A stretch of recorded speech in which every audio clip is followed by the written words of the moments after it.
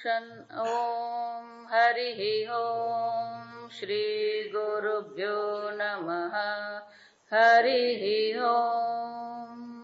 ॐ शन्नो मित्रः शं वरुणः शन्नो भवत्वर्यमा शन्न इन्द्रो बृहस्पतिः शन्नो विष्णुरुक्रमः।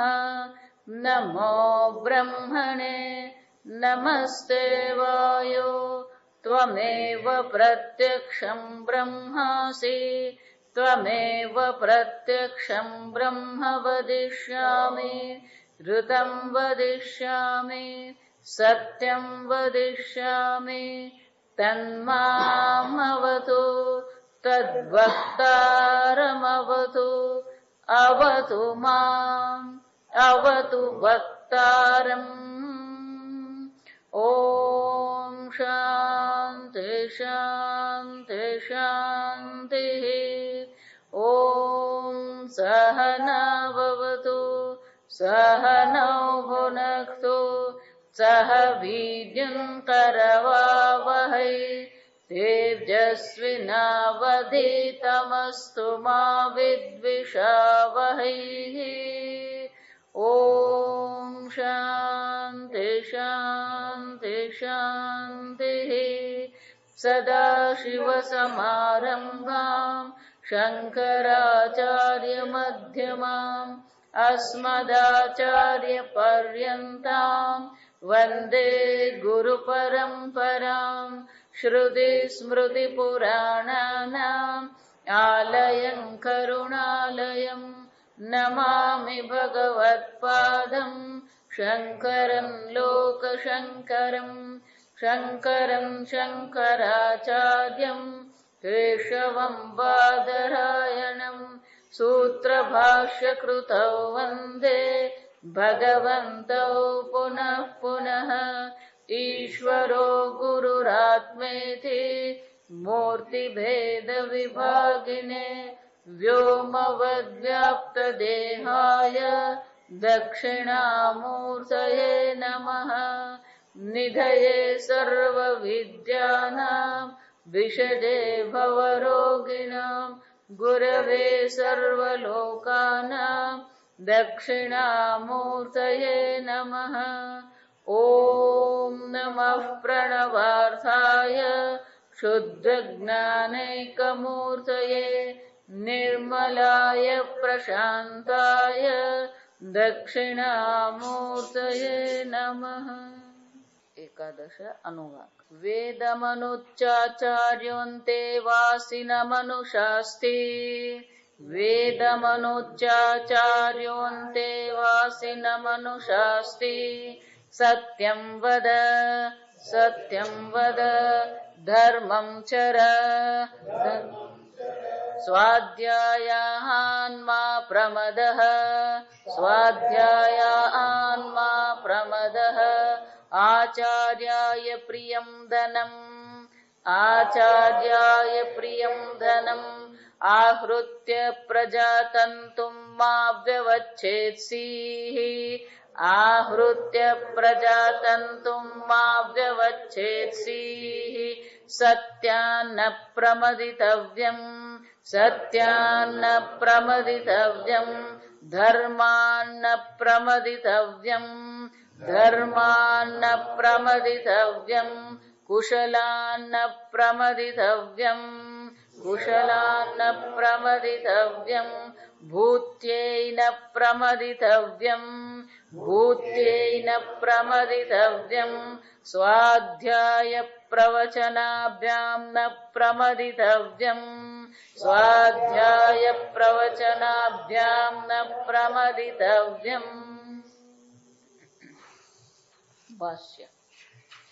वेदम् अनुच्य इति एवम् आदि कर्तव्यता उपदेश आरम्भः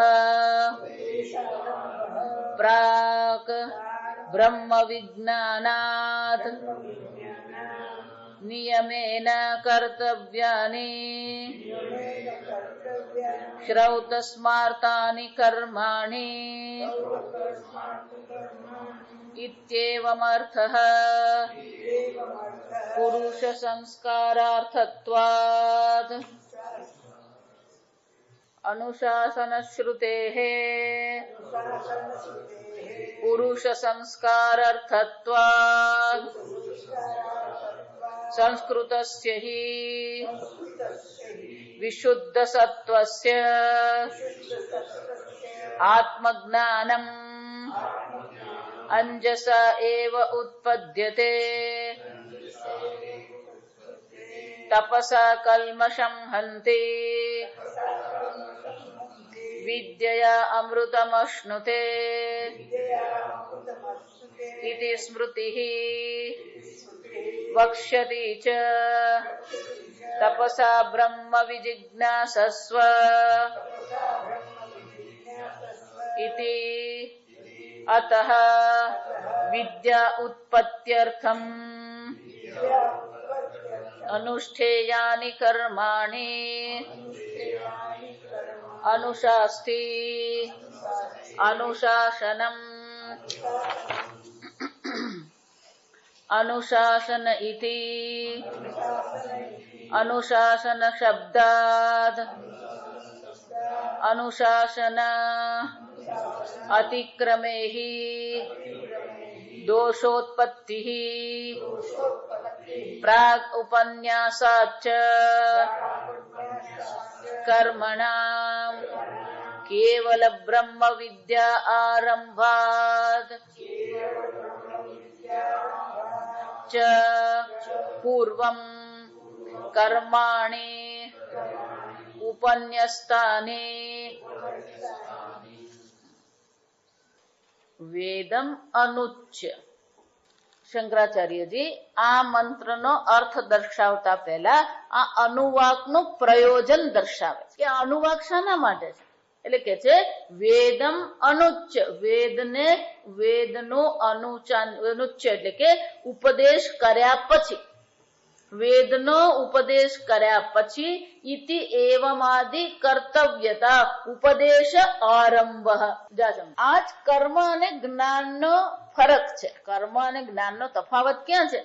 તો કે વેદનો કર્મકાંડ જે છે એ વેદનો જ્ઞાન મેળવ્યા પછી કોઈ પણ પ્રકારના જ્ઞાનમાં બે વસ્તુ હોય. જો વિચારી, યજ્ઞ કેમ કરવો એ જાણી લીધું, ત્યાર પછી શું કરવું પડે? યજ્ઞનું અનુષ્ઠાન કરવું પડે.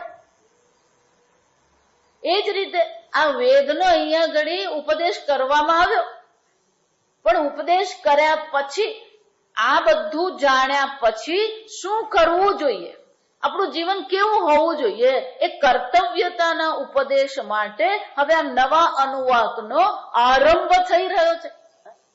જો એટલા માટે કહું, જ્ઞાન મેળવવું સારી વસ્તુ જ છે, પણ જ્ઞાન મેળવ્યા પછી એનું અનુષ્ઠાન કરવું જરૂરી છે. પ્રાણાયામ કેમ કરવું આવડી ગયું, તો પછી રોજ પ્રાણાયામ થવો જોઈએ. વિચારજો. એટલે શંકરાચાર્ય સ્વયં કહે છે પ્રાક બ્રહ્મ વિજ્ઞાન પહેલા નિયમેન કર્તવ્યાની. આ બધા કેવા છે? નિયમેન કર્તવ્યાની. જો એટલે હું મજાક કરું કે પેલો યોગ રામદેવ બાબા આવે ને એટલે બધા યોગાસન કરે ને પ્રાણાયામ કરે, એ 10 દિવસ ચાલે, 11મા દિવસે પાછું શું થઈ જાય? બધાની હવા નીકળી જાય. જો વિચાર, નિયમેન કર્તવ્યાની. અને એવું જરૂરી નથી કે તમે અન્ય વ્યક્તિ જે કરે છે એવું તમે કરો. તમે તમારા જીવન પદ્ધતિને અનુરૂપ કોઈ પ્રકારથી કર્તવ્ય કર્મ નક્કી કરો. રોજ 1 માળા કરવી છે તો 1 માળા કરો, સમય વધારે છે તો 3 માળા કરો. જો સમજો, પણ નિયમથી કરવાનું. જે પણ કરીએ આપણે બધી વસ્તુ શું છે? નિયમથી કરીએ. આપણી મુશ્કેલી ક્યાં છે? જો કળિયુગની મોટામાં મોટી મુશ્કેલી આ જ છે કે કોઈ પણ વસ્તુ નિયમથી થતી નથી. આ કળિયુગનો દોષ છે. આ સમજો. કેમ? કે કળિયુગમાં કાળ પરિવર્તન અત્યંત ગતિમાન છે. કળિયુગમાં કાળ કેવો છે? ગતિશીલ કાળ છે. એટલે જેટલો કાળ ગતિશીલ હોય એટલું આપણું મન પણ શું થવાનું? બદલાતું જ રહેવાનું. ભાગવતના પ્રારંભમાં મહાત્માના પ્રારંભમાં શું કહેવામાં આવ્યું? જો વિચારી જો કે શૌનક મુનિએ 100 વર્ષ માટે યજ્ઞ કરવાનો વ્રત લીધું. વિચારી જોજો. આપણે એક સત્યનારાયણની કથા કરવાની હોય ને, એમાં તો આપણું માથું દુખી જાય ને, કંટાળી જઈએ ને, થાકી જઈએ. અને પેલા મહારાજને કે મહારાજ તું હવે શોર્ટમાં પતાવ. અને શૌનક મુનિએ તો શું નક્કી કર્યું? 100 વર્ષ માટે યજ્ઞ કર્મ કરવું. આ સમજવાનું. પણ એ વખતે એ કાળની સ્થિરતા, એ મનની એકાગ્રતા, મનને એ પ્રકારથી એક જ કર્મ માટે લગાવેલું રાખવું શક્ય હતું. હવે તો શું છે, સવારે શું મનમાં ચાલતું હોય ને સાંજે શું ચાલતું હોય બદલાઈ જ જતું હોય. બોલો, રાત્રે સુઈ જાય ત્યારે શું સંકલ્પ કરીને સુઈ જાય અને ઉઠે ત્યારે કયો સંકલ્પ કરીને ઉઠે ભગવાન જ જાણતો હોય. જો વિચારી દો, એક જ નિયમ લઈને, એક જ સંકલ્પ કરીને એને અનુરૂપ થોડા સમય માટે આપણે જીવન જીવી શકીએ ખરા? અઘરું છે. એટલે શંકરાચાર્ય કહે છે ફક્ત કર્તવ્ય કર્મ દર્શાવે છે એમ નહીં, નિયમેન કર્તવ્યાની, નિયમથી આ બધા કર્તવ્ય કર્મનું આપણે પાલન કરીએ. અને કયા કયા કર્મ છે? શ્રૌત સ્માર્તાની કર્માણી. શ્રૌત કર્મ, શ્રુતિ માતામાં કેટલાક કર્મો દર્શાવવામાં આવ્યા છે. શ્રુતિને આધારિત જે રચના કરવામાં આવી છે એ સ્મૃતિમાં પણ કેટલાક કર્મો દર્શાવવામાં આવ્યા છે. આપણું દૈનિક જીવન કેવું હોવું જોઈએ? જો ભગવાન પણ ગીતામાં એક જ શ્લોકમાં આ વાત કરી દે છે. જો વિચારી લો, નિયમથી આપણે જીવન જીવીએ, એક જ શ્લોકમાં ભગવાન કહે છે યુક્તાહાર વિહારસ્ય યુક્ત ચેષ્ટસ્ય કર્મસુ યુક્ત સ્વપ્નાવબોધસ્ય યોગો ભવતિ દુઃખ. આ યોગ તમારા દુઃખનું, આ તમારા કોઈ પણ પ્રકારની સમસ્યાનો હલ ક્યારે લાવી શકે? તમારું જીવન કેવું હોવું જોઈએ? જો વિચારી જો, આપણી મુશ્કેલી શું છે? એક જ પ્રકારથી નિયમ લઈને એ નિયમને અનુરૂપ જીવન જીવી શકતા નથી આપણે. એટલે શંકરાચાર્યજી કહે છે બ્રહ્મ જ્ઞાનની ઉત્પત્તિ પહેલા નિયમથી આપણું જીવન જીવીએ આપણે. આજે તો ઉઠવાનું, જાગવાનું. જો ભગવાન શું કહે છે? સ્વપ્ન અવબોધ. કેટલા વાગે સુઈ જવું ને કેટલા વાગે જાગવું એ પણ શું છે આપણા માટે? નિયમથી છે. કેટલું ખાવું ને કેટલું ન ખાવું નિયમથી છે. કેટલું બોલવું ને કેટલું ન બોલવું નિયમથી છે. કેટલું વિચરણ કરવું ને કેટલો આરામ કરવો નિયમથી છે. કોઈ નિયમ નથી. ભગવાન કે છે જેના જીવનમાં જો આ ભગવાન બંને ચર્ચા કરે, આ સમજવાનું, યોગ્ય છે એની પણ ચર્ચા કરે, અયોગ્ય છે એ પણ ભગવાન બતાવે જ છે કે આ યોગ્ય કહેવાય. આ પ્રકારનું જીવન હશે તો આ બ્રહ્મ જ્ઞાન શક્ય છે. નચ અશ્ન અતિ અશ્નત.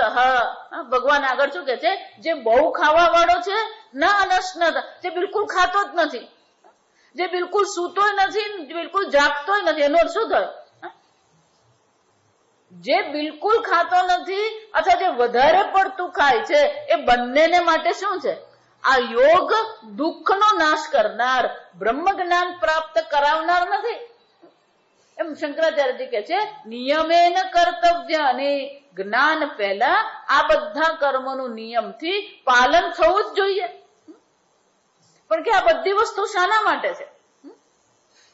આ અનુશાસન શાના માટે છે? અનુશાસ્તિ કીધું.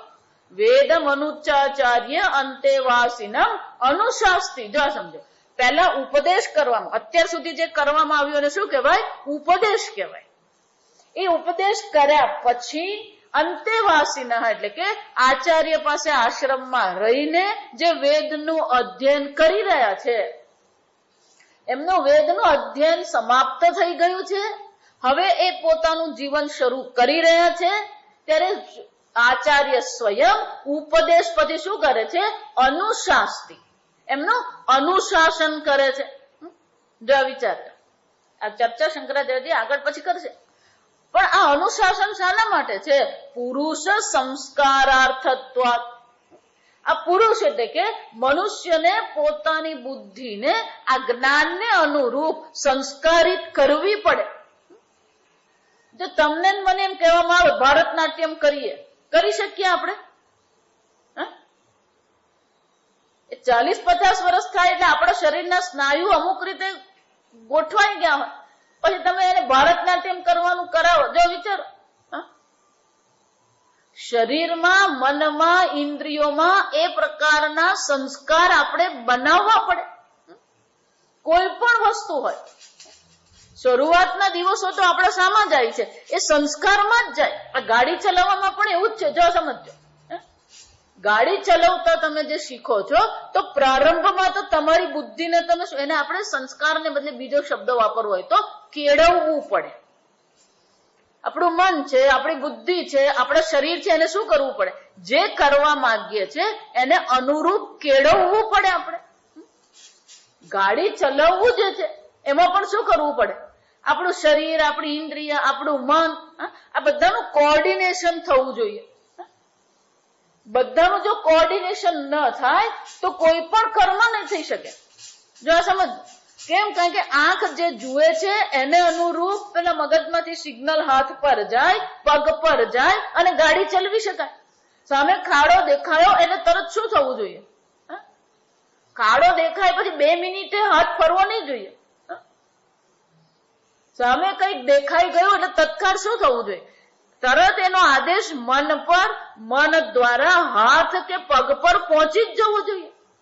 પણ એ પ્રકારે આપણી બુદ્ધિને, આપણા મનને, આપણા મગજને શું કરવું પડે? કેળવવું પડે. જો વિચારો, આમ આ શાસ્ત્ર અધ્યયન છે, વેદનું અધ્યયન છે. આ વેદના અધ્યયનનું લક્ષ્ય તો બ્રહ્મ જ્ઞાન છે. તો બ્રહ્મ જ્ઞાનને અનુરૂપ એ પુરુષમાં શું થવું જોઈએ? સંસ્કાર પડવા જોઈએ. જો એટલા માટે હંમેશા કહો કે પ્રારંભિક વેદાંતના જે પ્રવચનો છે એ વેદાંતના પ્રારંભિક પ્રવચનો તો આપણી બુદ્ધિને સંસ્કારિત કરવામાં જ જતા હોય, કારણ કે એના શબ્દો નવા છે, એની પ્રક્રિયા નવી છે. એટલું જ નહીં, પ્રારંભિક કાળમાં વેદાંત જયારે આપણે શ્રવણ કરીએ ત્યારે મુખ્ય એનો હેતુ એ હોય કે આપણે પોતાની બુદ્ધિમાં વિરોધાભાસ જોઈએ. આપણે જો એમ વિચારતા હોય કે હું વિચારું છે સાચું જ છે તો પછી એને માટે વેદાંત છે જ નહીં, તારે વેદાંતની જરૂર જ નથી. જો વિચારો, તમે એમ માનતા હોય તમે જે કરો છો બરાબર જ છે, મને કોઈને આદેશની જરૂર જ નથી, તો પછી વેદાંત જરૂરી જ નથી. તમને એમ લાગે છે કે તમારા વિચારોમાં, આ જગતમાં કંઈક વિરોધાભાસ છે, પણ એ વિરોધાભાસ દેખાવા માટે બુદ્ધિ વાપરવી પડે. એટલે માટે જ વેદાંતના પ્રારંભમાં તો તમને દર્શાવવામાં આવે કે તમારા જીવનમાં વિરોધાભાસ છે. તમે જે ઈચ્છો છો અને તમે જે કરી રહ્યા છો એનો કોઈ સંબંધ છે જ નહીં. છતાં લોકો શું માને છે? ના ના, હું તો બધું બરાબર જ કરું. આ સમજવાનું. તમને જો તમારી અંદર વિરોધાભાસ દેખાતો ન હોય તો પછી વેદાંત તમારા માટે છે જ. અર્જુનને પણ એમાં જ હતું, હું બરાબર જ વિચારું છું. અર્જુને જ કબૂલ કરવું પડે કે મારી બુદ્ધિમાં જ સંમોહ છે, કૃપણતા છે. કબૂલ કર્યું કે મારા વિચારમાં દોષ છે, મારી જે વિચાર પદ્ધતિ છે એ ખોટી છે, વિરોધાભાસ ભરેલી છે. જો વિચાર, એટલા માટે સ્વામીજી વૈરાગ્ય માટેના સંસ્કાર એટલે વૈરાગ્ય કેળવવો. વૈરાગ્યની બહુ સુંદર વ્યાખ્યા કરે. વૈરાગ્ય કોને કહેવાય? 4 વસ્તુ નહીં ખાઈએ એટલે વૈરાગ્ય કહેવાય. કેસરી કપડા પહેરી લે એટલે વૈરાગ્ય થઈ ગયો. કુંભ મેળામાં જઈને રહ્યા એટલે વૈરાગ્ય થઈ ગયો. રોજ ગંગા સ્નાન કરીએ એટલે વૈરાગ્ય થઈ ગયો. શંકરાચાર્યજી એક જગ્યાએ લખે છે કે રોજ સ્નાન કરવાથી જો બ્રહ્મ જ્ઞાન થતું હોય તો પેલી માછલીને તો ત્યાં જ જન્મીને ત્યાં જ મરે. જો વિચારજો, માછલી જન્મી ત્યાં ગંગામાં જ અને મરે ગંગામાં જ છે. એનું કઈ કલ્યાણ થતું નથી. થાય છે એનું કલ્યાણ? વિચારે જો, આ બધા કર્મ શાના માટે છે? પુરુષ સંસ્કાર. આપણી બુદ્ધિમાં એ પ્રકારના સંસ્કાર આપણે કેળવવાના છે. બ્રહ્મ જ્ઞાન મેળવવું છે તો એને અનુરૂપ સંસ્કાર આપણે કેળવવાના છે. અને બ્રહ્મ જ્ઞાન મેળવવા માટે જયારે સંસ્કારની વાત કરીએ તો પહેલી મુશ્કેલી કઈ આવે? તમે તમારા વિશે જેટલું પણ વિચારો છો એ તમારા શરીર, મન, બુદ્ધિ અને સંબંધથી વિચારો છો. અને ઉપદેશમાં શું કહેવામાં આવે છે? તું શરીર, મન, બુદ્ધિ છે જ નહીં. જો સમજો, પ્રારંભ જ ત્યાંથી છે. તમારું તમારા વિશેનું ચિંતન કયા સ્તર પરથી છે? શરીર, મન, બુદ્ધિ પરથી છે. અને શાસ્ત્ર કહે છે તું શરીર, મન, બુદ્ધિ છે જ નહીં. તો તમારા જે વિચારો છે એ વિચારો કઈ દ્રષ્ટિએ છે અને શાસ્ત્રના જે વિચારો છે કઈ દ્રષ્ટિએ છે? વિરુદ્ધ છે. અને જો આચાર્ય જે કહી રહ્યા છે એ આપણને નથી સમજાતું તો એનો અર્થ શું થયો? આપણે એ પ્રકારની બુદ્ધિ કેળવીએ. એટલા માટે ભગવાને કેવું પડ્યું, શ્રદ્ધાવાન લભતે જ્ઞાનમ. આચાર્ય કહે છે ભલે આપણને અયોગ્ય લાગે છે, ભલે આપણને એ બરાબર લાગતું નથી, પણ આપણે શું કરીએ? સત્ય બુદ્ધિ અવધારણ. જો ઘણી વાર એવું થાય કે કોઈક આપણને કંઈ કહે પણ આપણે એને ગણકારીએ નહીં. જો વિચારી જો, એ કહેવા પાછળનો કંઈક પ્રયોજન હોય છે. ભગવાન અર્જુનને એ જ કહી રહ્યા કે અર્જુન, હું કહું છું તે સમજવાનો તું પ્રયત્ન કર. તું તારી, એને ગુજરાતી, દેશી ગુજરાતી, તું તારી પીપુડી વગાડ નહીં. જો આ સમજ. પણ હંમેશા આપણે શું કરતા હોઈએ છીએ? આપણે આપણી જ પીપુડી વગાડતા હોય, આપણી જ સમજ દર્શાવતા. શાસ્ત્રમાં તો એવો નિયમ છે કે ગુરુજી પાસે જઈએ, આચાર્ય પાસે જઈએ ત્યારે આપણું મોઢું બંધ રાખવાનું, ગુરુજીને બોલવા દેવાનું. પણ આપણને જ બોલવાનું પ્રેશર હોય. જો વિચારજો, એટલે આપણે જ બોલ્યા કરતા. પછી ગુરુજી કે આ બોલતો રે ભાઈ, સાંભળું ચાલ. એટલે ગુરુજીને બોલવાનું પ્રેશર નહીં હોય. જો આ સમજજો. એટલે ગુરુજી સાંભળતા રહે શાંતિ. એટલે અમારા સ્વામીજી બહુ સરસ કે સંન્યાસી બનીએ, આચાર્ય બનીએ ને તો એક ગુણ કેળવવો પડે. કયો ગુણ? સાંભળવાનો ગુણ. કયો ગુણ? તો કે જેટલા મળે ને બધાને પેલું બોલવાનું પ્રેશર હોય જ. ક્યાંક તો ઉભરો કાઢવાનો જ હોય. વિચાર, આમ આપણે પેલું બોલવાનું પ્રેશર, જો સમજજો બરાબર, બોલવાનું આપણને પ્રેશર હોય એટલે પછી શાસ્ત્રએ અનુશાસન કરવું પડે કે ગુરુજી પાસે જઈએ ત્યારે મૌન થઈને બેસીએ. આ સમજ, આ બધા અનુશાસન છે. આમ શંકરાચાર્યજી કે છે જ્યાં સુધી બ્રહ્મ જ્ઞાનને અનુરૂપ આપણી બુદ્ધિ સંસ્કારિત થતી નથી ત્યાં સુધી બ્રહ્મ જ્ઞાન થાય નહીં. સંસ્કૃતસ્ય હિ વિશુદ્ધ સત્વસ્ય આત્મવિજ્ઞાનમ અંજસા એવ ઉત્પદ્યતે. જેની બુદ્ધિ સંસ્કૃત થઈ ગઈ છે, જેનું અંતઃકરણ શુદ્ધ થઈ ગયું છે, અંજસા આત્મજ્ઞાનમ ઉત્પદ્યતે. જો એટલે કહું છું, આત્મજ્ઞાનમાં કોઈ વાર નથી. અંજસા એટલે તત્કાળ. કારણ કે ઉપદેશ કરવામાં આવી રહ્યો છે, તમે સાંભળી રહ્યા છો, અને જે ઉપદેશ કરવામાં આવી રહ્યો છે એ વિષય તમે પોતે જ છો. દેશકાળનું કોઈ અંતર છે જ નહીં. તમારા વિશે જ કહેવામાં આવી રહ્યું છે. તમારો જન્મ ક્યારે થયો જ નથી, તમારું મૃત્યુ થતું જ નથી. જે પણ કઈ છે શરીરની અવસ્થા છે. જો વિચારી દો, શંકરાચાર્ય શું કે છે, જેનું અંતઃકરણ તૈયાર છે એને તો તત્કાળ જ્ઞાન થાય. જો એટલા માટે કહું, જ્ઞાનમાં વાર છે જ નહીં. જે પણ કઈ વાર લાગે છે શામાં છે? આ બુદ્ધિને સંસ્કૃત કરવામાં, વિશુદ્ધ કરવામાં જ વાર લાગે. અને એટલે ભગવાને કેવું પડ્યું, કાલે નાત્મની વિંદતી. જો વિચારી જો, કેમ કાળ એમ કેવું પડ્યું ભગવાને? જો તત્કાળ જ્ઞાન થતું હોય તો ભગવાને કેમ કેવું પડ્યું કાળમાં એને જ્ઞાન થશે? કારણ કે જેનું અંતઃકરણ શુદ્ધ નથી એને તત્કાળ જ્ઞાન થતું નથી. અને એટલે શંકરાચાર્યજી કહે છે સંસ્કૃતસ્ય હિ વિશુદ્ધ સત્વસ્ય આત્મજ્ઞાનમ અંજસા ઉત્પદ્યતે. શંકરાચાર્યજી કહે છે હું નથી કહેતો તપસા કલ્મષમ હંતિ. મનુસ્મૃતિમાં કહેવામાં આવ્યું તપશ્ચર્યા દ્વારા, આદેશનું પાલન દ્વારા, શાસ્ત્રના અનુરૂપ જીવન જીવીને પહેલા શું કરવાનું છે? કલ્મષમ હંતિ. જો વિચારી જો, તમારા જીવનમાં કોનું અનુશાસન છે?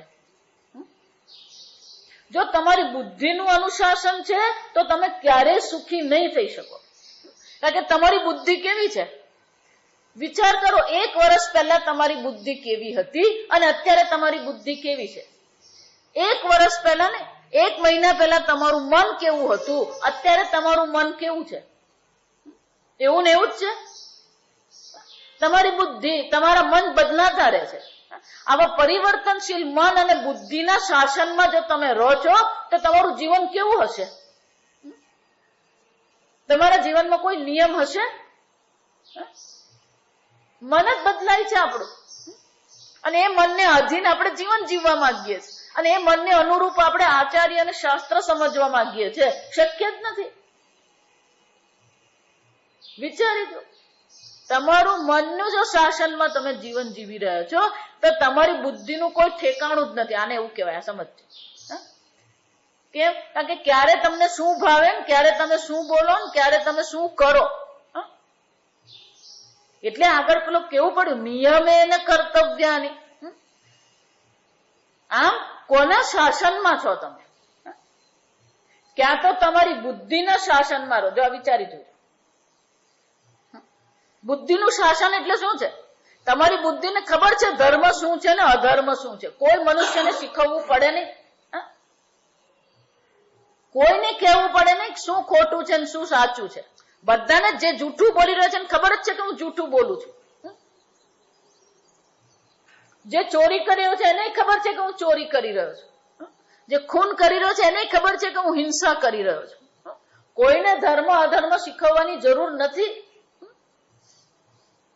તો પ્રશ્ન ક્યાં છે? તમારી બુદ્ધિ અને તમારા મન વચ્ચે જ મેળ નથી. બુદ્ધિ તો કહે છે આ જુઠ્ઠું બોલવું છે, અને છતાં મન શું કરે છે? આપણું મન દલીલ કરીને પુરવાર કરવા માંગે છે, નહીં જુઠ્ઠું બોલવું જ જોઈએ. તો જે મન તમને અધર્મની દલીલ કરનાર છે એ મન પર જો તમે ભરોસો મૂકશો તો તમને બ્રહ્મ જ્ઞાન થવાનું છે. વિચારી દો. અને એટલા માટે જ અહીંયા કહેવામાં આવ્યું અનુશાસન. શંકરાચાર્ય આગળ કહે છે હવે ચોથા વાક્યમાં કે અનુશાસનમાં રહેવું જ પડશે. જો ગુરુના શાસ્ત્રના અનુશાસનમાં તમે નથી અને તમારી બુદ્ધિને જ જો તમે બુદ્ધિશાળી માની રહ્યા છો તો પછી તમે તમારું જીવન જીવો. ગુરુની જરૂર જ નથી. મને કોઈ પણ એમ કે હું ગુરુ બનાવું, હું ક્યારે તૈયાર થાવ જ નહીં. મને ખબર જ છે કારણ કે ગુરુ બનાવ્યા પછી એ જ મારો ગુરુ બનતો હોય. આજકાલ ને આ કળિયુગનો પ્રભાવ છે. પણ શિષ્ય ગુરુનો શિષ્ય બનીને નહીં બેસે, એ ગુરુનો ગુરુ બને. તમારે શું કરવું જોઈએ, તમારે કેમ વાત કરવી જોઈએ, તમારે ક્યાં જવું જોઈએ, એટલે એ ગુરુજીને સલાહ આપે. જો સમજો તમે કોના અનુશાસનમાં? શાસ્ત્રના અનુશાસનમાં છો, ગુરુના અનુશાસનમાં છો? જો એ અનુશાસન જ નથી તો અંતઃકરણ શુદ્ધિ થવાની કોઈ શક્યતા નથી. તપસા કલ્મષમ હંતિ વિદ્યયા અમૃતમ અશ્નુતે ઇતિ સ્મૃતિ. મનુસ્મૃતિ પણ કહે છે કે તપશ્ચર્યા દ્વારા, શાસ્ત્રના અનુશાસન દ્વારા અંતઃકરણની શુદ્ધિ થશે, અને અંતઃકરણ શુદ્ધ હશે તો વિદ્યા દ્વારા અમૃતમની તમને પ્રાપ્તિ થશે. વક્ષ્યતિ ચ શંકરાચાર્યજી કહે છે મનુસ્મૃતિમાં જ કહેવામાં આવ્યું છે એમ નહીં. અહીંયા આગળ બીજી અને ત્રીજી વલ્લીમાં પણ આ જ કહેવામાં આવશે તપસા બ્રહ્મ વિજિજ્ઞાસસ્વ. વિચાર, તપસા બ્રહ્મ વિજિજ્ઞાસસ્વ. આ બ્રહ્મ જો બહુ સુંદર શબ્દ છે. આ વિજિજ્ઞાસસ્વ જે છે ને, વિચાર, વિજિજ્ઞાસસ્વ એટલે કે બ્રહ્મને જાણવાની ઈચ્છા કરવી જોઈએ. બ્રહ્મને જાણવાની ઈચ્છા કરવી જોઈએ. જો એનો અર્થ શું થયો? આપણું કર્તવ્ય શું છે? જીવનમાં નિયમથી તો આપણે જીવીએ જ છે, પણ આ પણ કર્તવ્ય છે. બ્રહ્મને જાણવાની ઈચ્છા કરીએ આપણે, એ પણ કર્તવ્ય છે. પણ એ ક્યારે થઈ શકે? તપશ્ચર્યા દ્વારા આપણને બ્રહ્મને જાણવાની ઈચ્છા આપણામાં જાગૃત થાય. તપસા બ્રહ્મ વિજિજ્ઞાસસ્વ વક્ષ્યતિ ચ શંકરાચાર્યજી કહે છે શાસ્ત્ર સ્વયં આપણને આદેશ કરે છે કે આ બ્રહ્મને જાણવાની ઈચ્છા કરવી. આખા જગતને આપણને જાણવાની ઈચ્છા છે. કોણ ક્યાં ગયું, કેટલા વાગે ગયું, કેટલા વાગે આવ્યું, શું કર્યું, ક્યાં લગ્ન, આ બધું જ જાણીએ આપણે. ખરેખર કોને જાણવાની ઈચ્છા કરવાની છે? આ બ્રહ્મને જાણવાની ઈચ્છા.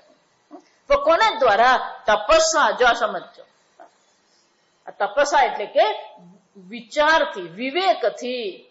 અહીંયા આગળ તપશ્ચર્યા કઈ છે? પેલો એક પગ પર ઉભો રહે તપશ્ચર્યા નહીં, ખીલા પર સુઈ ગયો એ તપશ્ચર્યા નહીં.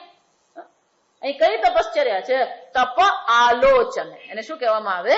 તપ આલોચન. આલોચન એટલે કે વિચાર કરવો, વિવેક વિચાર કરવો. તો તપશ્ચર્યા અહીંયા કયા અર્થમાં છે? વિવેક વિચારના અર્થમાં છે. આમ શાસ્ત્ર સ્વયં આપણને કહે છે. જો સમજો, રોજ નિયમથી જે કર્તવ્ય કર્મ કરવાના છે એને બહિરંગ સાધન કહેવામાં આવે. એ બધા સાધનો કેવા છે? બહિરંગ સાધન. એ બહિરંગ સાધન એટલા માટે છે કે આપણા જીવનને એ વ્યવસ્થિત કરે છે.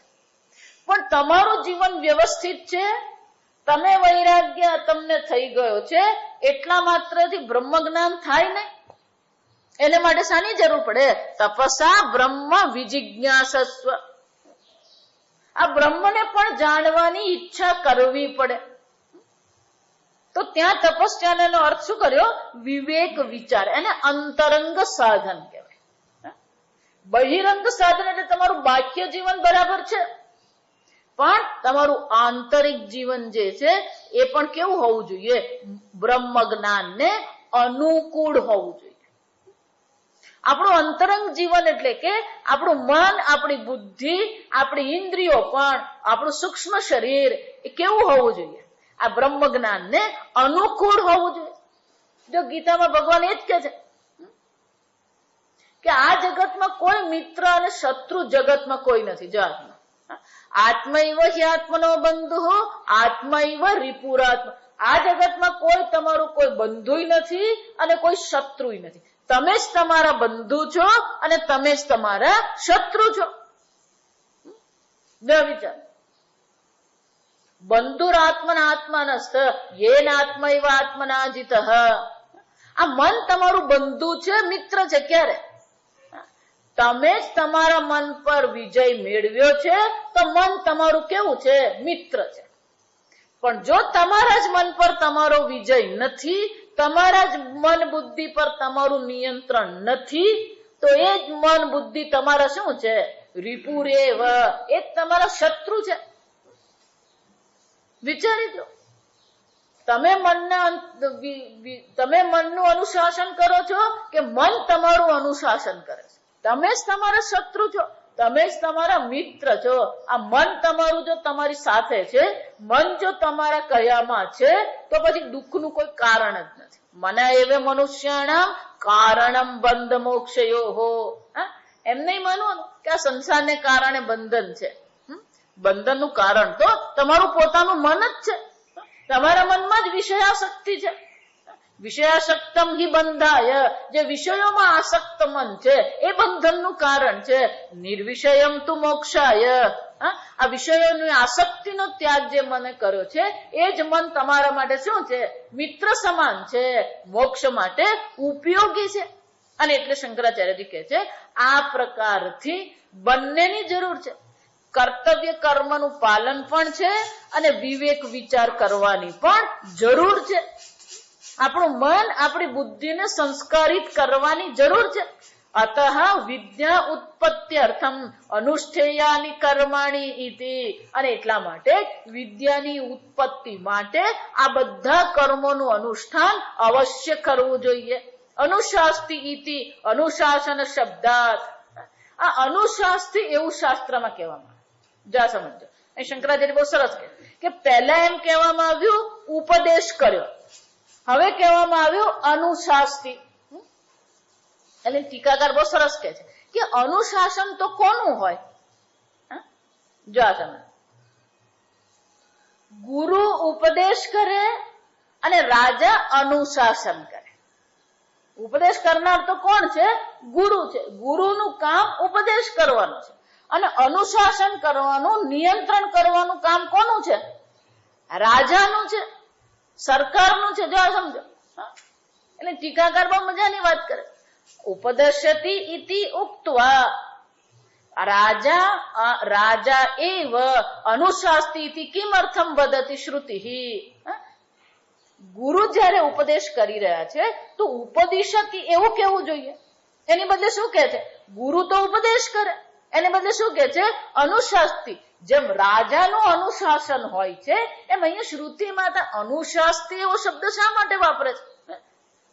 તો કે છે ગુરુ ઉપદેશ અતિક્રમે. વિચાર, ધારો કે રાજાનું અનુશાસન છે, શંકરાચાર્ય સ્વયં કે છે અનુશાસન અતિક્રમે હિ દોષોત્પત્તિ. જો ઉપદેશ અને અનુશાસનમાં ફરક છે. ઉપદેશ કરવામાં આવે તમને, પછી તમે એનું પાલન કરો કે નહીં કરો કોઈ એ તમારા પર છે, જા સમજ છે. પણ અનુશાસન એમ કહેવામાં આવે એમાં ત્યાં શું થાય? આ રાજ્યનું અનુશાસન છે એમ કહેવામાં આવે, અને જો એ અનુશાસનનું અતિક્રમણ કરવામાં આવે તો શું થાય? દોષોત્પત્તિ. તો તમને દોષ લાગે. જો વિચારી જોજો, એકવાર નિયમ બનાવવામાં આવ્યો કે ટેક્સ ભરવાનો છે, કર ભરવાનો નિયમ છે, તો કર ન ભરીએ તો શું થવાનું? દોષ લાગે આપણને. પણ તમારા ધનનો કેવી રીતે વ્યવસ્થા કરવી એનો ઉપદેશ કરવામાં આવે, અને એ ઉપદેશનું તમે પાલન ન કરો તો કોઈ દોષ નહીં લાગે. કેમ કે તમારે જે કરવું એ કરો. જો સમજો, એનો અર્થ શું થયો? અનુશાસન અને ઉપદેશમાં તફાવત છે. ઉપદેશ તમને કરવામાં આવે છે પણ એને માટે કોઈ પ્રકારનો દબાણ નથી. એટલે શંકરાચાર્યજી કહે છે અનુશાસિત એવું એટલા માટે શ્રુતિ માતા કહે છે કે જો તમે અનુશાસન નહીં કરશો તો તમને દોષ અવશ્ય લાગશે. લોકે છે રાજા અનુશાસન અતિક્રમે દોષોત્પત્તિ પ્રસિદ્ધે હે. આ લોકમાં પ્રસિદ્ધ જ છે કે સરકાર કે રાજાનું જે અનુશાસન હોય એનું અતિક્રમણ કરવામાં આવે તો દોષ અવશ્ય લાગે છે, અને એ દોષને અનુરૂપ એને દંડ પણ ભરવામાં આવે જ છે, એને સજા કરવામાં આવે જ છે. પણ ઉપદેશ એમ જો કહેવામાં આવે તો પછી ત્યાં અનુશાસન નથી, ત્યાં દંડ નથી, દોષ નથી. અને એટલે શંકરાચાર્યજી કહે છે અનુશાસન અતિક્રમે હિ દોષોત્પત્તિ. અનુશાસન જો ન કરવામાં આવશે એટલે કે આ કર્તવ્ય જે દર્શાવવામાં આવ્યા, આગળ જે દર્શાવવામાં આવ્યા, અને હવે પછી જે કર્તવ્ય કર્મનો આદેશ કરવામાં આવશે, જો એનું પાલન તમે નહીં કરશો તો શું થવાનું છે? દોષ તમને લાગવાનો છે. જો એટલા માટે કહું છું કે તમે એમ માનતા હોય તમે ગમે એટલી દલીલ કરો ને ગમે એટલા તર્ક કરીને તમે પોતાને નિર્દોષ પુરવાર કરવાનો પ્રયત્ન કરો, અધર્મનું ઉલ્લંઘન થયું એટલે દોષ લાગવાનો. જો શંકરાચાર્યજી કહે છે અનુશાસન અતિક્રમે દોષોત્પત્તિ. એ દોષ લાગવાનો, પાપ લાગે જ છે. ભલે તમે ગમે એટલું એને માટે પછી રજૂઆત કરો, ગમે એટલી દલીલ કરો. એટલે શંકરાચાર્યજી કહે છે પ્રાગ ઉપન્યાસાચ કર્મણા. આમ પહેલા કર્મનો ઉપન્યાસ કરવામાં આવ્યો, અત્યારે કર્મનો ઉપન્યાસ આપણને એટલે કર્મનું વર્ણન કરવામાં આવી રહ્યું છે, કર્મ દર્શાવવામાં આવી રહ્યા છે આપણને. પણ એ કર્મ ક્યાં સુધી છે? આ કર્મ ક્યાં સુધી કરવા? આ કર્તવ્ય કર્મનું પાલન ક્યાં સુધી કરવું? કેવલ બ્રહ્મ વિદ્યા આરંભાચ પૂર્વમ કર્માણી ઉપન્યસ્તાની. વિચાર, આ બહુ સુંદર છે. જ્યાં સુધી તમે સંસારમાં છો, તમે ગ્રહસ્થ જીવન જીવી રહ્યા છો, અને માત્ર ને માત્ર કેવલ બ્રહ્મ વિદ્યા આરંભ, એનો અર્થ શું થાય? તમારું સંપૂર્ણ જીવનનું કેન્દ્ર જ્યાં સુધી બ્રહ્મ વિદ્યા માત્ર નથી ત્યાં સુધી તમારે શું કરતા રહેવાનું છે? કર્તવ્ય કર્મનું પાલન કરવાનું છે. જો એટલા માટે આપણે તો બંને જ ચાલતું હોય. આપણે તો પુણ્યની કમાણી કરવી છે, આપણે તો ઘરને ઠીક કરવું છે, અને આપણે તો બ્રહ્મ વિદ્યા પ્રાપ્ત કરવી છે. આપણા માટે બધું જ છે. એટલે શંકરાચાર્યજી કહે છે જ્યાં સુધી માત્ર ને માત્ર બ્રહ્મ વિદ્યા માટે તમારું જીવન સમર્પિત નહીં થાય ત્યાં સુધી શું કરવાનું છે? આ સર્વ પ્રકારના કર્મનું અનુષ્ઠાન અવશ્ય કરવાનું છે. જો ન કરવામાં આવશે તો પછી દોષ અવશ્ય લાગે. એટલું જ નહીં, આ બ્રહ્મ જો આ સમજવાનું, એને જ સંન્યાસ કહેવાય, એને વિવિદિશા સંન્યાસ કહેવાય. સંન્યાસ બે પ્રકારના, મુખ્ય સંન્યાસ બે પ્રકારના છે. એક સંન્યાસ છે જે બ્રહ્મ માત્ર ને માત્ર તમારે મન, તમારું બુદ્ધિ, તમારું વ્યક્તિત્વ બ્રહ્મ વિદ્યાને જો સમર્પિત સંપૂર્ણતઃ થઈ ગયું છે તો એ બ્રહ્મ વિદ્યાની પ્રાપ્તિ માટે પણ તમે સંન્યાસ ગ્રહણ કરી શકો. એને વિવિદિશા સંન્યાસ કહેવાય. વિવિદિશા એટલે કે જાણવાની ઈચ્છા, બ્રહ્મને જાણવાની ઈચ્છાથી એને સમર્પિત થઈને પણ સંન્યાસ ગ્રહણ કરી શકાય. અથવા તો ગુરુજી પાસે રહીને બ્રહ્મ વિદ્યાનું શ્રવણ કરીએ, બ્રહ્મ જ્ઞાન પ્રાપ્ત કરીએ અને ગુરુજીને ખાતરી થઈ જાય કે બ્રહ્મ જ્ઞાન થઈ ગયું છે અને પછી ગુરુજી સંન્યાસ દીક્ષા આપે, એને વિદ્વત સંન્યાસ કહેવાય. જા સમજ, એક વિવિદિશા સંન્યાસ છે, બીજો કયો છે? વિદ્વત સંન્યાસ. જા વિચાર. પણ એ બંને જે છે શાના કઈ દ્રષ્ટિએ છે? બ્રહ્મ જ્ઞાનની દ્રષ્ટિએ છે. એક વાર જેને બ્રહ્મ જ્ઞાનમાં જ રુચિ છે, જો એટલે આ વૈરાગ્ય કહેવાય કે બીજા કોઈમાં આપણી બુદ્ધિ જતી જ નથી.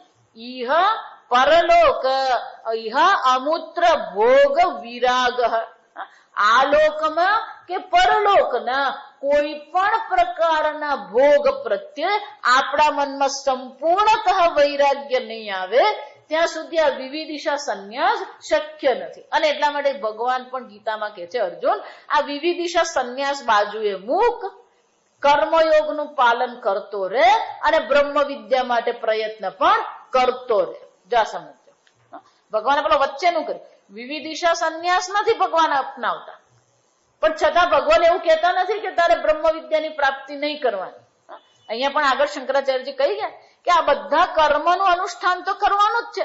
બધા કર્મ, સત્ય કીધું, ઋતમ કીધું, તપઃ કીધું, અગ્નિ કીધું, અગ્નિહોત્રમ કીધું, પણ આ બધાની સાથે સાથે શાસ્ત્ર શું કે છે? સ્વાધ્યાય અને પ્રવચન તો ચાલુ જ રાખવાના છે. એ તો કર્તવ્ય કર્મ જ છે જ. પણ જેને આ બધામાં કોઈ રુચિ રહી જ નથી તો એ શું કરી શકે? આ સર્વનો ત્યાગ કરીને માત્ર ગુરુ પાસે રહી બ્રહ્મ વિદ્યાની પ્રાપ્તિ એ કરી શકે. એટલું જ નહીં, જેને એકવાર બ્રહ્મ વિદ્યા થઈ ગઈ છે, ઉદિતાયામ, શંકરાચાર્યજી કહે છે ઉદિતાયામ ચ બ્રહ્મ વિદ્યાયામ, અને એકવાર જેને બ્રહ્મ વિદ્યા પ્રાપ્તિ થઈ ગઈ છે, જેને બ્રહ્મ જ્ઞાનનો ઉદય થઈ ગયો છે, પછી તો એને માટે શું છે? કોઈ કર્મ રહેતા નથી. જો વિચાર, એનો અર્થ શું થયો? જ્યાં સુધી આપણું મન સંપૂર્ણપણે બ્રહ્મ વિદ્યાને સમર્પિત થાય નહીં ત્યાં સુધી સર્વ પ્રકારના કર્તવ્યનું પાલન કરવાનું જ છે.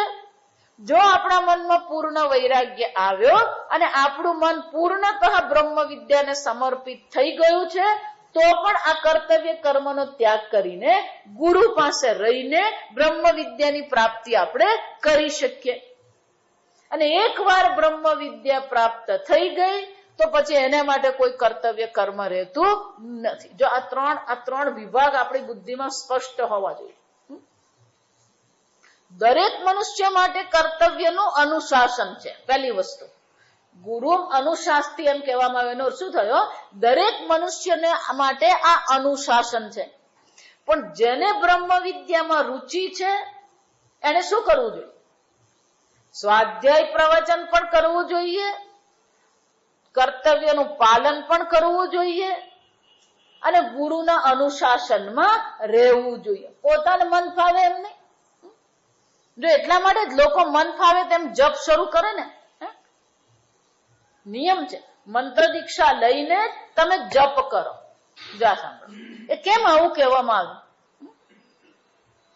કે જો તમે નક્કી કરશો, ધારો કે તમે એક મંત્ર નક્કી કર્યો કે આ મંત્રનો જપ મારે કરવો છે, અને નક્કી કર્યું 5 માળા રોજ કરીશ, તમારું મન બદલાઈ ગયું તો મંત્ર બદલાઈ જાય, નિયમે બદલાઈ જાય.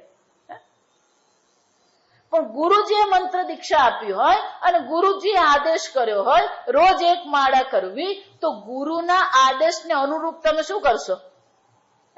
ધારો કે પણ મનમાં ભંગ કરવાની ઈચ્છા થાય તો પણ આપણા મનને આપણે શું કહીશું? ના, ગુરુજીએ મંત્ર આપ્યો છે એટલે મંત્ર બદલવાનો નહીં. ગુરુજીએ કીધું છે રોજ એક માળા કરવી, એટલે ગમે તેમ મન તૈયાર હોય કે ન હોય, મનમાં ગમે પ્રકારનો આપણા મનમાં કોઈ શોક હોય કે ન હોય, આપણે શું કરીએ? એક માળા અવશ્ય કરીશું. જો એટલા માટે લોકો, આ કળિયુગનો પ્રભાવ એવો છે, લોકો મંત્ર બદલી નાખે ને ગુરુ બદલી નાખે. આપણને ફાવે ને તો ગુરુ, નહીં ફાવે શું કરવાનું? વિચારે. महाराज हमने हमेशा कहता कि कलयुग में लोगों के मन के कभी विश्वास मत करना. क्यों? अभी बोला अभी फोक. विचार. जो बीजी बात, रामजी वनमा शा माटे गया?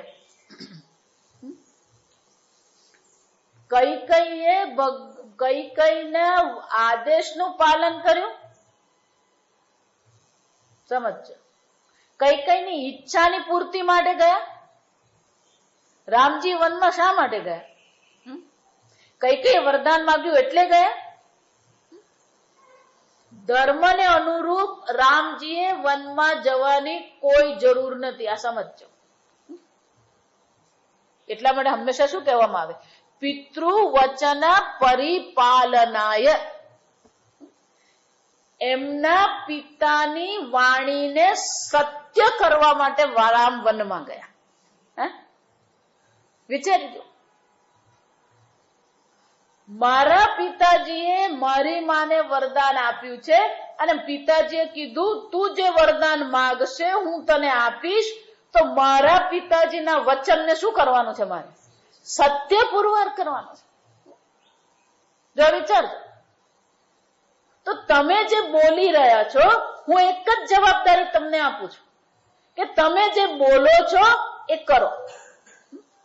આપણે બોલીએ છીએ ઘણું, પણ કરવાનું આવે ત્યારે શું કરીએ છીએ? થાય છે પાલન આપણાથી? એનો અર્થ શું થયો? આપણે જ આપણી વાણીનું શું કરીએ છીએ? નિરર્થક બનાવીએ છીએ. તમે બોલ્યા અને પછી તમે નથી કરતા, એનો અર્થ શું થયો? તમારી વાણી શું થઈ ગઈ? વ્યર્થ ગઈ. જો એટલા માટે હું કહું, કરી શકો ને તો જ બોલવાનું, બાકી બોલવાની કોઈ જરૂર. આપણે જ્યાં જઈને ત્યાં બધાને હા પાડતા, આ કરી, આ થઈ જશે, તમે ચિંતા નહીં કરો, થઈ જશે.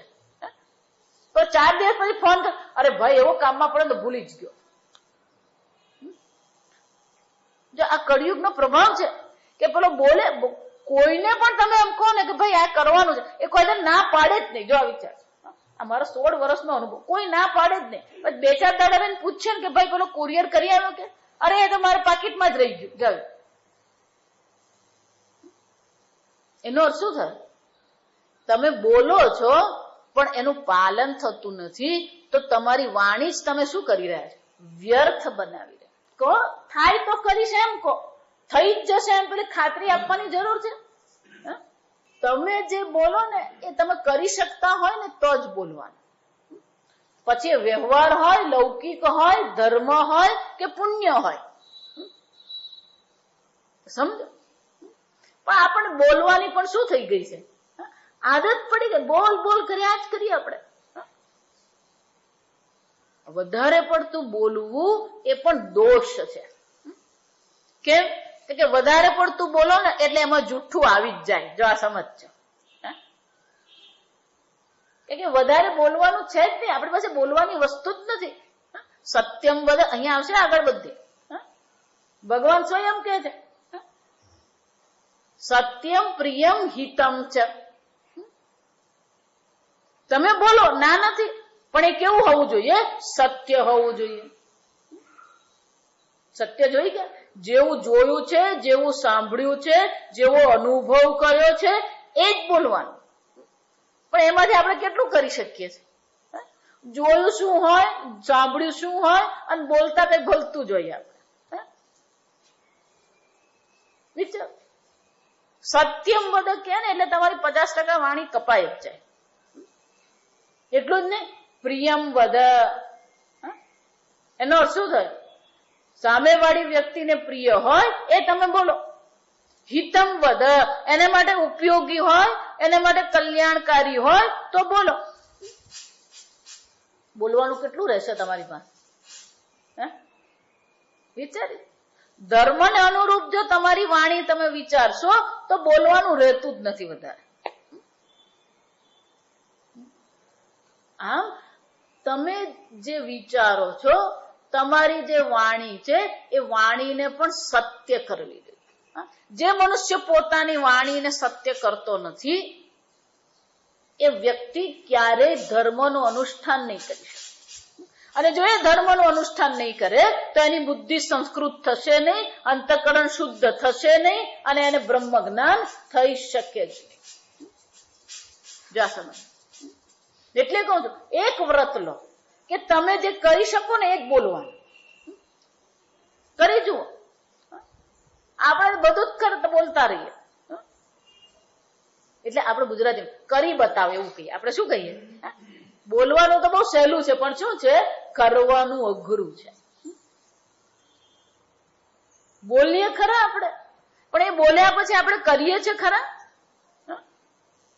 અને એટલા માટે જે શંકરાચાર્ય શું કે છે, પણ શ્રુતિ માતાએ શબ્દ વાપર્યો પડ્યો. ભલે એ શબ્દ રાજા માટેનો છે, છતાં એ શબ્દ કોને માટે શ્રુતિ માતા વાપરે છે? ગુરુ માટે વાપરી રહ્યા છે. કયો શબ્દ? અનુશાસ્તિ. વેદમ અનુચ્ચ, વેદનો અધ્યયન કરાવ્યા પછી, ઉપદેશ કર્યા પછી વેદમ અનુચ્ચ શું કરી રહ્યા છે? આચાર્યમ અનુશાસ્તિ. હવે આચાર્ય અનુશાસન કરે છે કે તમારું જીવન કેવું હોવું જોઈએ. અને એ પ્રકારના કર્તવ્યનું પાલન આપણે કરીએ અને એ જ કર્તવ્યના પાલન દ્વારા જ આપણા અંતઃકરણની શુદ્ધિ થશે. એનો અર્થ શું થયો?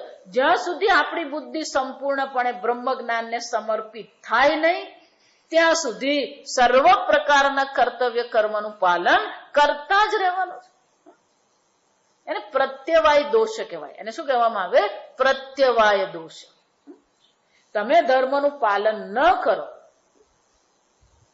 તો કયો દોષ લાગે? પ્રત્યવાય દોષ લાગે. તો કે પ્રત્યવાય દોષ એટલે શું? જો આ સમજવા જેવું છે. ધારો કે તમે કંઈક કરો છો તો એ કરો છો એનું કર્મફળ ઉત્પન્ન થાય. જો વિચાર. પણ તમે કંઈ કર્યું જ નથી તો કર્મફળ ઉત્પન્ન થઈ શકે? નહીં થઈ શકે. તો પછી આ પ્રત્યવાય દોષ કોને કહેવાય? મેં ધર્મનું પાલન નથી કર્યું. તો જો પાલન નથી કર્યું એટલે કોઈ કર્મ કર્યું નથી. જો કર્મ થયું જ નથી તો પછી એનું કર્મફળ ઉત્પન્ન થઈ શકે? જે હોય એનું કર્મફળ ઉત્પન્ન થાય, જે કર્મ થયું જ નથી એનો દોષ પ્રત્યવાય દોષ ઉત્પન્ન થાય જ કેવી રીતે? જો આ સમજો. એને શાસ્ત્રમાં કહેવાય અકરણે પ્રત્યવાય દોષ. ધર્મના અનુશાસનનું પાલન ન કરવામાં આવે, અકરણે પ્રત્યવાય દોષ. જો આ શાસ્ત્રનું વાક્ય છે.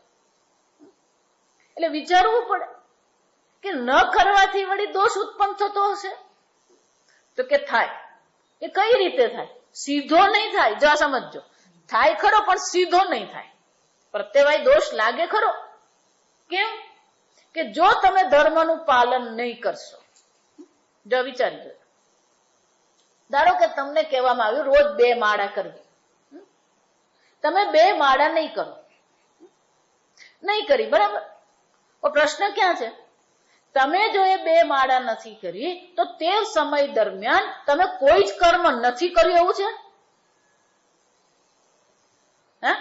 કેમ? નહીં કશ્ચિત ક્ષણમપી જાતુ તિષ્ઠતિ અકર્મકૃત. ભગવાન શું કે છે? આ અજ્ઞાની છે જે પોતાને કર્તા માની રહ્યો છે, એક ક્ષણ માટે પણ કર્મ કર્યા વગર રહી શકે એમ નથી. એનો અર્થ શું થયો? ધર્મનું જો એ પાલન નહીં કરશે તો એના સિવાય બીજું કોઈ કર્મ તો એ કરવાનો જ છે. અને બીજું જે કર્મ કરશે એ પુણ્ય જ હશે એવું પાક્કું છે? વિચારો. કર્મ ન કરીએ બરાબર છે, ચાલો નહીં કરીએ, પણ એના બદલે તમે શું કરવાના? ભોગ કરવાના, બોલતા રહેવાના. ન કરવાનું કરશો તો પછી શું થવાનું? દોષ લાગવાનો જ છે તમને. ના પણ હું જપ નહીં કરું અને શાસ્ત્ર વાંચું તો શાસ્ત્ર વાંચ, ચાલો વાંચ્યું, કેટલા દિવસ કરશો? જેને જપમાં જ રુચિ નથી અને શાસ્ત્રમાં રુચિ ઉત્પન્ન જ ક્યાંથી થવાની? જેને જપમાં એકાગ્રતા નથી એની શાસ્ત્રમાં એકાગ્રતા થશે? જો સમજ, અમને બધાને આ સમસ્યા છે. એટલે જપ કરતા હોઈએ પછી આશ્રમમાં રહેવા ગયા ભણવા માટે, અને આશ્રમમાં ત્યાં આગળ ભણવાનું હોય, અને પહેલાના જમાનાની જેમ પેલો 12 વર્ષ તો શિષ્યોને રાખી શકાય નહીં, કારણ કે કાળ કેવો છે, ગતિશીલ છે. એટલે સ્વામીજી આખો કોર્સ 3 વર્ષમાં પૂરો કરવાનું નક્કી કરી. 3 વર્ષે શિષ્યોની બુદ્ધિને, શિષ્યના મનને પકડી રાખવું એટલું સહેલું નથી, પણ એ સ્વામીજીનો એક પ્રભાવ છે કે કરી શકે છે. પણ અમને બધાને મોટા ભાગના એવા હતા કે પહેલેથી સાધક જીવન જીવતા હતા, જપ કરતા હતા. હવે આશ્રમમાં જઈએ ને એટલે ત્યાંનું એક જીવન છે, જો સમજ, અને બહુ કડક છે. ત્યાં સવારે તમારે 6:30 થી 7 મેડિટેશન હોય, 7:15 વાગે નાસ્તો હોય, પછી 8 થી 9 ક્લાસ હોય, પછી 10 થી 11 સંસ્કૃતનો ક્લાસ, 11:30 થી 12:30 ચેન્ટિંગ નો ક્લાસ, 12:30 વાગે ભોજન. ભોજન કર્યા પછી કપડા ધોવાના હોય, રૂમ સાફ કરવાનો, બધું જ કરવાનું હોય પોતાનું. 3 વાગે પાછી ચા મુકાય. એ દરમિયાનમાં સંસ્કૃતમાં ભણ્યા હોય એનું બધું લેસન કરવાનું હોય, અને ત્યાં પરીક્ષા લેવાય નહીં. એટલે આજે જે ભણ્યા એ આજે જ તમારે શું કરવાનું હોય, પાકું કરી દેવાનું હોય. રિપીટેશન તો આજે કઠોપનિષદ ભણાવ્યું, કાલે એ મંત્ર પાછો ભણાવવાનો નથી. એટલે જે ભણ્યા હોય એને પણ આપણે શું કરી લેવું પડે, પાકું કરી જ લેવું પડે.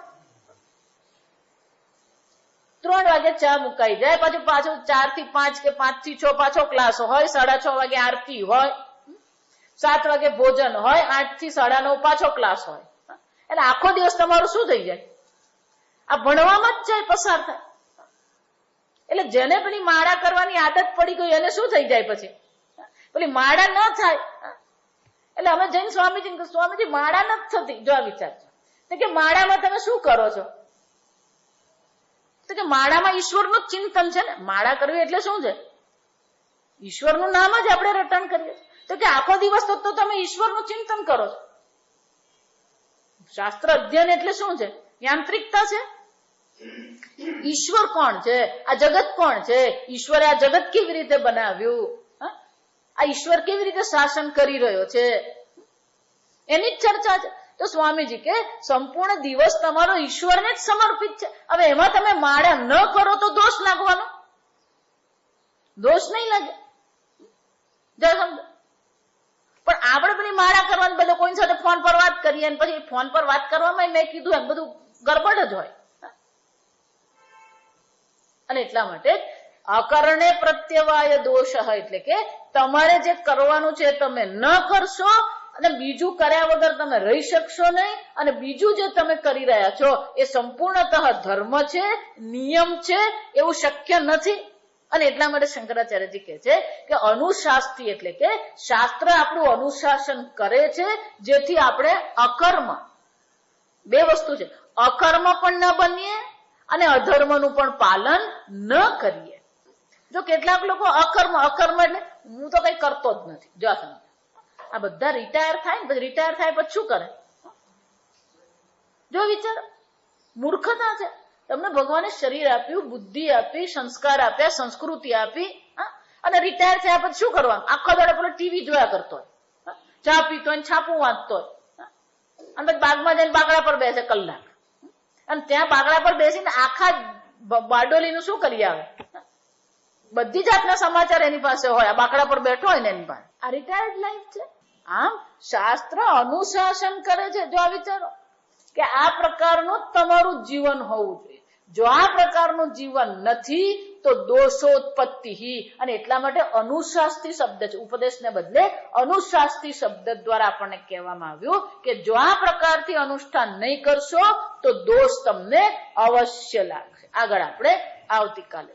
ઓમ અસતો મા સદ્ગમય તમસો મા જ્યોતિર્ગમય મૃત્યોર્મા અમૃતંગમય.